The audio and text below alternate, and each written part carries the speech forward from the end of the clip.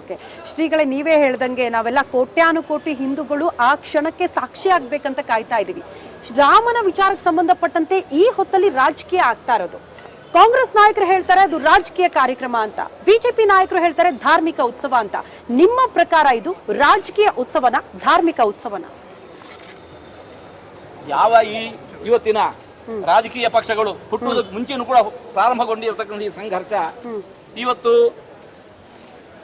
ನಮ್ಮ ಸಂವಿಧಾನ ರೀತಿಯ ಸರ್ವೋಚ್ಚ ನ್ಯಾಯಾಲಯ ಕೊಟ್ಟಿರತಕ್ಕಂಥ ತೀರ್ಪಿನ ಮೇಲೆ ಈ ರಾಮ ಮಂದಿರ ಪುನರ್ನಿರ್ಮಾಣಗೊಳ್ತಾ ಇದೆ.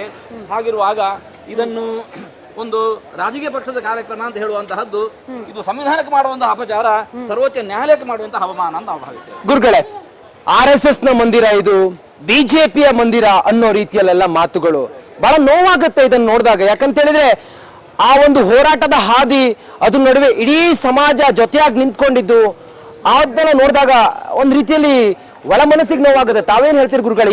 ಈ ರೀತಿ ಮಾತುಗಳೆಲ್ಲ ತಮ್ಮ ಕಣ್ಮುಂದ್ ಬಂದಾಗ, ಈ ರೀತಿ ಚರ್ಚೆಗಳೆಲ್ಲ ಆದಾಗ ಗುರುಗಳೇ? ನಮ್ಗೆ ನೋವಾಗ್ತಾ ಇಲ್ಲ. ಅವರ ಕುರಿತಾಗಿ ನಮಗೊಂದು ಅಯ್ಯೋ ಪಾಪ ಅಂತ ಅನಿಸ್ತಾ ಇದೆ. ಯಾಕೆಂತಂದ್ರೆ ಇದು RSS ಇದ್ದೋ ವಿಶ್ವ ಹಿಂದೂ ಪರಿಷತ್ ಇದ್ದೋ ಒಂದು ಕಾರ್ಯಕ್ರಮ ಅಂತ ಹೇಳುವ ಬದಲು ಇದನ್ನು ಯಾವತ್ತೋ ಇದನ್ನು ಒಂದು ಕಾಂಗ್ರೆಸ್ ಪಕ್ಷದ ಕಾರ್ಯಕ್ರಮ ಮಾಡಬಹುದಿತ್ತು, ಇಲ್ಲ ಇನ್ಯಾವುದು CPI ಅದರ ಕಾರ್ಯಕ್ರಮ ಮಾಡಬಹುದಿತ್ತು, ಮುಸ್ಲಿಂ ಲೀಗ್ನ ಕಾರ್ಯಕ್ರಮ ಮಾಡಬಹುದಿತ್ತು. ಯಾರು ಮುಂದೆ ನಿಂತು ಮಾಡ್ತಾ ಇದ್ದಾರೋ ಅವ್ರ ಕಾರ್ಯಕ್ರಮ ಆಗ್ತಾ ಇತ್ತು. ಹಾಗಿರುವಾಗ ಇದು ಯಾವುದೇ ಒಬ್ಬರಿಗೆ ಸೀಮಿತ ಅಲ್ಲ. ಇದರ ಸಂಘರ್ಷ ಇರುವಂತಹದ್ದು 500 ವರ್ಷಗಳ ಇತಿಹಾಸ. ಹಾಗಾಗಿ ಎಲ್ಲರಿಗೂ ವಿಪುಲವಾದ ಅವಕಾಶ ಇತ್ತು.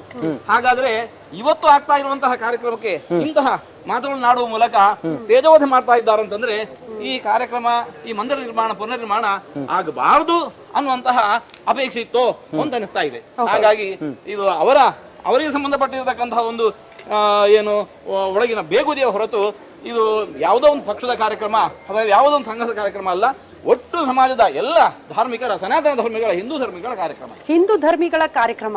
ಆದ್ರೆ ಕಾಂಗ್ರೆಸ್ ನಾಯಕರು ನಾವು ಶ್ರೀರಾಮ ಮಂದಿರ ಉದ್ಘಾಟನೆ ಕಾರ್ಯಕ್ರಮದಲ್ಲಿ ಭಾಗಿಯಾಗುವುದಿಲ್ಲ, ಬಹಿಷ್ಕಾರ ಮಾಡ್ತಿದ್ದೀವಿ ಅಂತ ಸ್ವತಃ AICC ಅಧ್ಯಕ್ಷ ಮಲ್ಲಿಕಾರ್ಜುನ ಖರ್ಗೆ ಅವರ ಆದಿಯಾಗಿ ದೊಡ್ಡ ದೊಡ್ಡ ನಾಯಕರು ಈ ಮಾತು ಹೇಳ್ತಿದ್ದಾರೆ.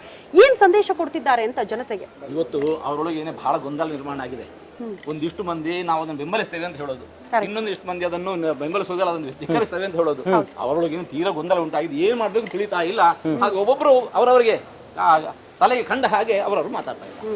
ಗುರುಗಳೇ, ಅದು ನಮ್ಮ ಸಮಸ್ಯೆ ಅಲ್ಲ. ನಮ್ಮ ನಾಡು ಗುರುಗಳೇ, ಮುಕ್ಕೋಟಿ ದೇವರು ನೆಲೆಸಿರುವಂತ ನಾಡಿದು, ಪುಣ್ಯ ಭೂಮಿ, ಭರತ ಭೂಮಿ, ಪುಣ್ಯ ಕ್ಷೇತ್ರ ಇದು.